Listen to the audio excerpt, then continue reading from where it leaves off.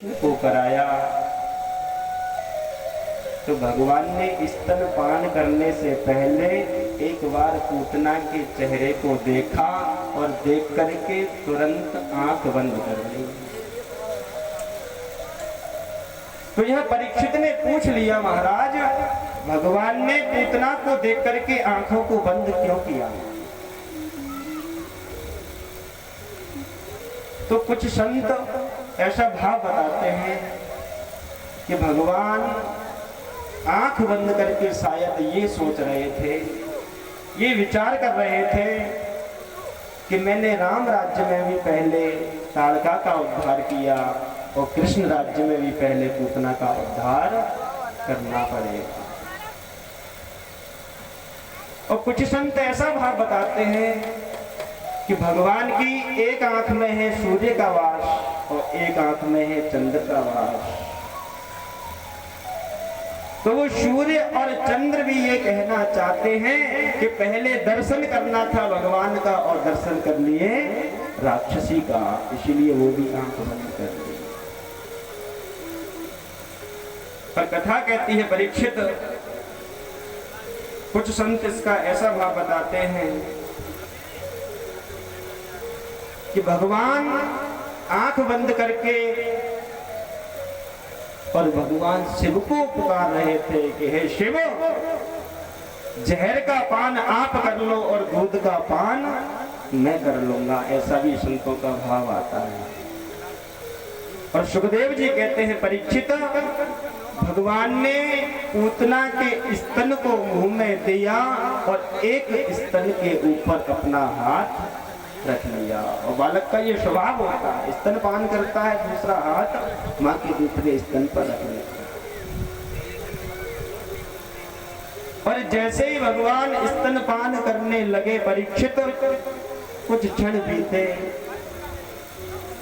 पूतना ने तो सोचा था कि ये कृष्ण थोड़ा सा स्तन का पान करेगा तो मर जाएगा, पर भगवान दूध का पान करते रहे। बहुत देर बीत गई, 2 मिनट हुए, 5 मिनट हुए, 10 मिनट हुए, पर भगवान पर कोई फर्क नहीं पड़ा। अब तो क्या हुआ परीक्षित, भगवान ने पूरे दूध को पी लिया और दूध पीने के बाद प्राणों का पीना शुरू कर दिया। और जैसे ही प्राणों को पीना शुरू किया परीक्षित, पूतना के मुंह से आवाज निकल गई, हे भगवान ये कैसा बच्चा अभी छोटा सा होकर के मेरे जहर से नहीं मरा, मेरे प्राणों को ही पीने लग गया। और जैसे ही पूतना की ये आवाज गोकुल वासियों ने सुनी, पूतना ने अपना विकराल रूप धारण कर लिया परीक्षित। और विकराल रूप को धारण कर भगवान उसके वक्ष स्थल पर, उसके स्तनों पर किलोल कर रहे हैं। और पूतना की भगवान ने गोविंदाय नमो नमः। दूध पीते पीते भगवान ने प्राणों को पी लिया और पूतना की गोविंदाय नमो नमः कर दी। और कथा कहती है कि भगवान पूतना के वक्ष स्थल पर किलोल कर रहे हैं, क्रीड़ा कर रहे हैं। जैसे ही गोकुलवासियों ने इस दृश्य को देखा, मैया यशोदा के चरणों से तो धरती खिसक गई। है भगवान, मैंने अपने पुत्र को ऐसी कितनी बड़ी राक्षसी को दे दिया, मेरे हाथों में आग क्यों नहीं लग गई, मेरी बुद्धि मेरी मति क्यों मारी गई, मैंने अपने बच्चे को अपने हाथों से मरवाने को एक राक्षसी को दे दिया।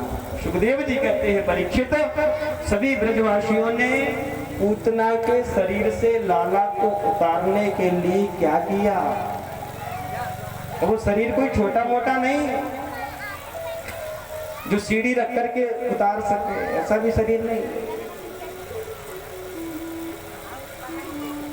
संतों का भाव तो ऐसा आता है, बोले जब पूतना मरी तो हाथ गिरे हाथरस में जाके, कान गिरे कानपुर में जाके, ऐसा संतों का भाव है। अब बताओ, इतने लंबे चौड़े शरीर पे सीढ़ी काम तो करने वाली नहीं। अब कैसे उतारा जाए? तो ब्रजवासियों ने देखा कि पूतना के कानों में जो कुंडल है, उसकी नाक में जो बाली है, उसी को पकड़ करके चढ़ा जाए और भगवान को उतारा जाए। जैसे तैसे करके ब्रजवासी पूतना के शरीर से नंद लाल को